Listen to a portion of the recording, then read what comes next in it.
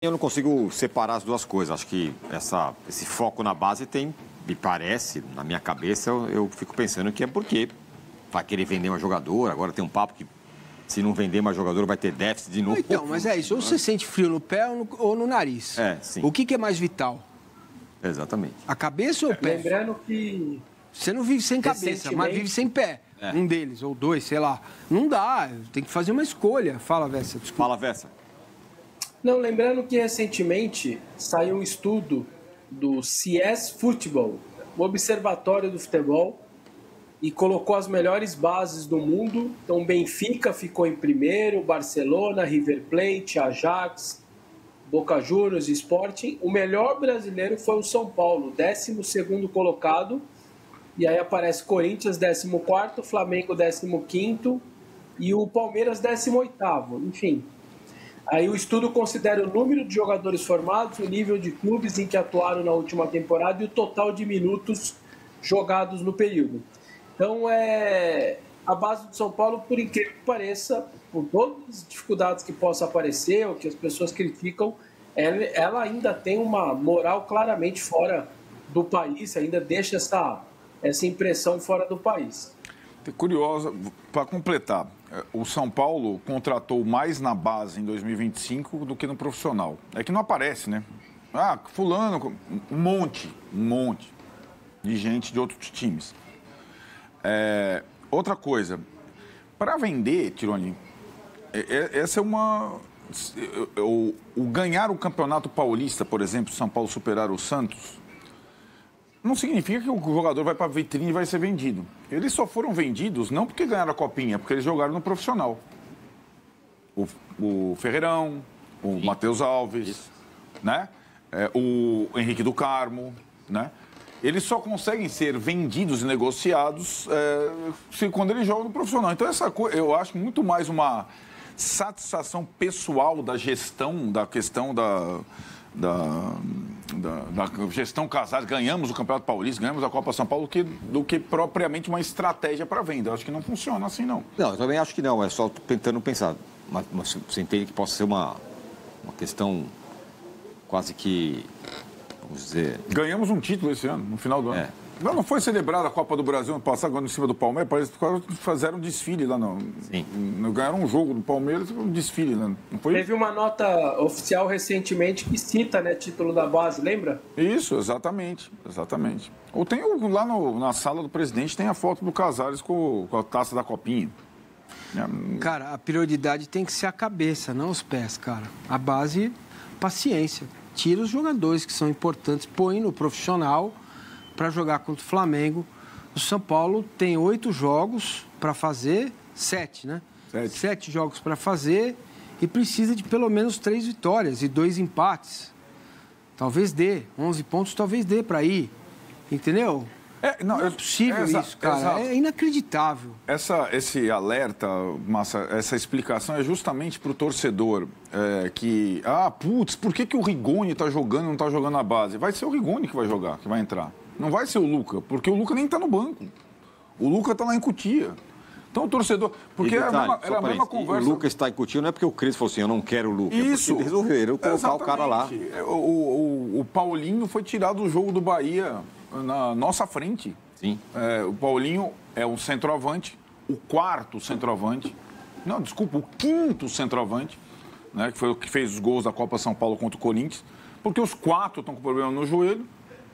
Tinha São Paulo e Bahia, ele ia ficar no banco, o Crespo tinha chamado, a direção resolveu levá-lo para Cosmópolis para jogar a semifinal contra o Guarani. O Paulista fez os 2 gols, classificou o time para a final. Então tá claro isso. Então não adianta o torcedor ficar de bico, porque o Rigoni não perde gol, tinha que estar jogando o Luca. Não tinha que estar jogando o Luca, porque o técnico nem pode escalar o Luca. Né? Mas aí eu acho que também o Crespo é omisso, né, cara? Aí eu acho também que ele tem que, né? Ele não pode entrar no modelo Zubeldia. Foi isso que fez a diferença aqui. Qual é o modelo Zubeldia? O que vocês fizerem para mim tá bom, lembra? Não falava de nada, não reclamava de nada. Eu acho que o Crespo não tá no modelo, não, porque ele já tá... É que ele não tem... Ele é sutil, mas ele tá... Cada entrevista dele tem uma... Isso aqui, isso aqui, ele tá deixando claro. Mas aí tem que deixar o cara para jogar, cara. Na Vila. não é para jogar. Nenhum para entrar no banco, para compor. Eles poderiam jogar, para entrar em caso de necessidade, né? Tá, você tá ganhando o jogo do Flamengo 1-0, 36 do segundo tempo, você precisa de um cara de velocidade. Ferreirinha. Jesus amado. O Rigoni, Ferreirinha entraram os dois contra o Vasco. Ferreirinha, vocês queriam o Ferreirinha como terceiro atacante, é isso, Vessa? Eu queria no time dele. Não, na verdade, porque ele faz a jogada do gol, ele entra bem, então... E o São Paulo nos últimos... Não sei se foi com o Crespo, mas jogou pro desespero do Arnaldo lá com o Sub-20 no 4-2-4, né? Chegou a jogar alguns jogos assim e tal. Acho que era mais ainda com o anterior, não com o Crespo. E aí, por coincidência, na verdade, eu fui buscar a escalação do Corinthians, que pega o Flamengo agora recentemente. E naquele primeiro tempo dá aquele amasso que ninguém esperava, ninguém, até no estádio, todo mundo olhando aquilo, fala, o que está acontecendo, né? Porque fisicamente o Corinthians se impôs, só que ele teve uma semana para aquele jogo. Ele perde do Sport e fica uma semana treinando para pegar o Flamengo. E aí ele entra com 4 volantes. Então, o time jogou com linha de 4. Essa é a diferença para o São Paulo que deve entrar hoje. Aí entrou Ranieri, Martinez, Maicon e Breno Bidon. O Bidon era o mais meia do time ali e tal.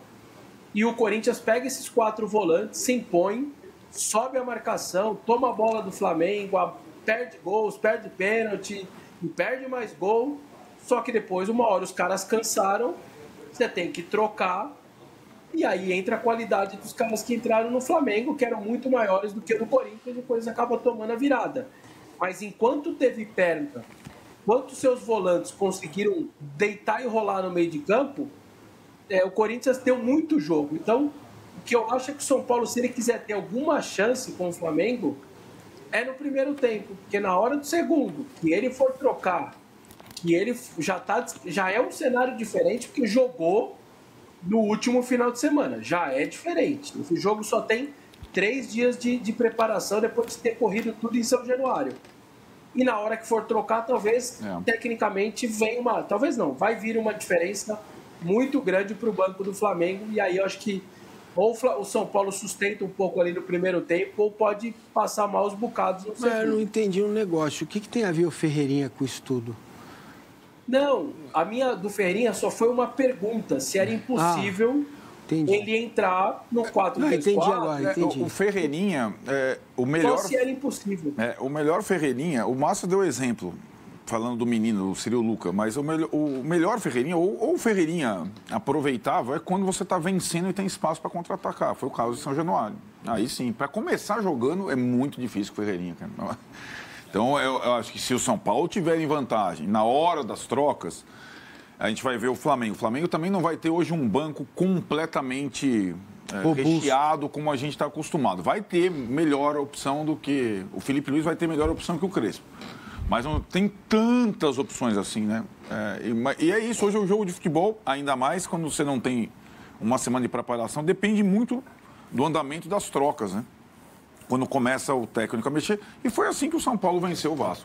Porque o Diniz mexeu pior do que o Crespo. Também foi isso, né? Bom, vamos colocar na tela aí o Flamengo. Como vai chegar o Flamengo para esse jogo contra o São Paulo? O Flamengo está disputando a primeira posição do Campeonato Brasileiro, a ponta da tabela, rodadas finais. Deve ser mal isso. Esse time aí, viu? Oi? Tá mal o time aí, tá sem Não, tá mal. Também tá com problema. Tá precisando de botar os caras da base lá no banco, senão não vai completar. Olha lá, Rossi, Varela ou Emerson Royal, Danilo, Léo Pereira e Alexandro. O Léo Ortiz continua fora. Pulgar, De La Cruz e Arrascaeta. Luiz Araújo, Plata e Samuel Lino. Tá mal, hein, o time, o Massa?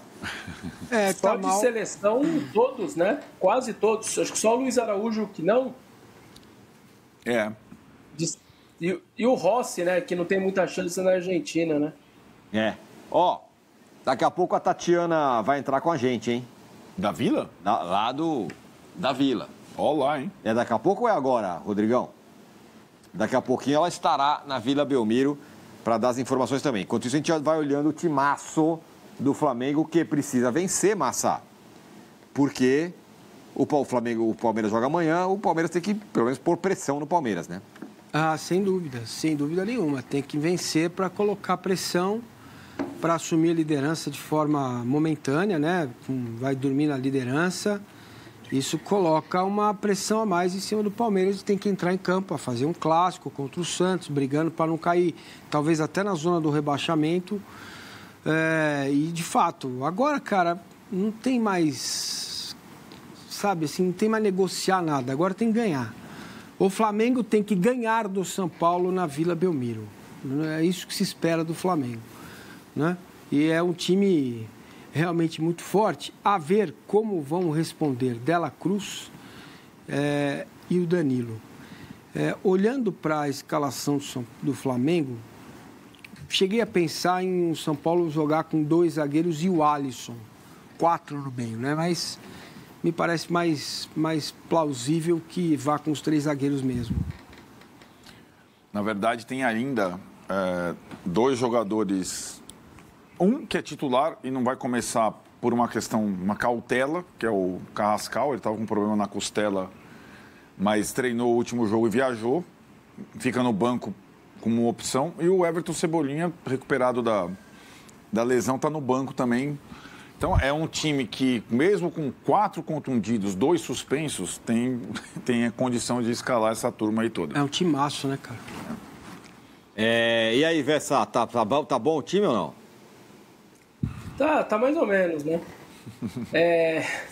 Na verdade, esse lance do Carrascal até meio que surpreendeu, né? Porque, na teoria, era um problema na costela, e aí todo mundo, quando viu ele relacionado, chamou bastante atenção. Uma ótima notícia para o torcedor, porque ele vem sendo... Olha, é que tem outros aí, o Arrascaeta e tal, mas ele é um dos 3 principais hoje do time, enfim, jogando muita bola lá no Maracanã, na ida com o Racing, foi disparado o melhor em campo e tudo mais.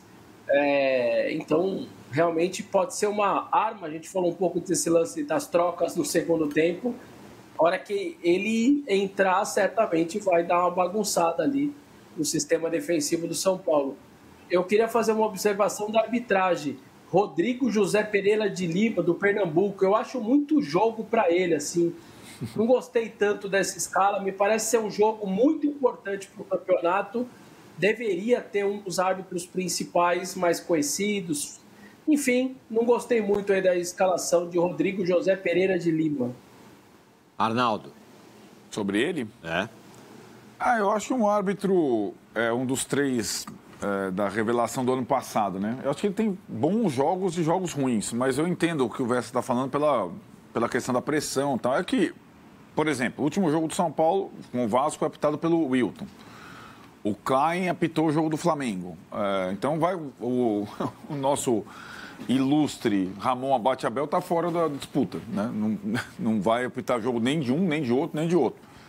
Então e não pode ser árbitro de São Paulo e não pode ser árbitro do Rio, pelos critérios. Então, espero que ele faça uma boa arbitragem. O VAR me preocupa mais do que ele. Vamos lá para a Vila.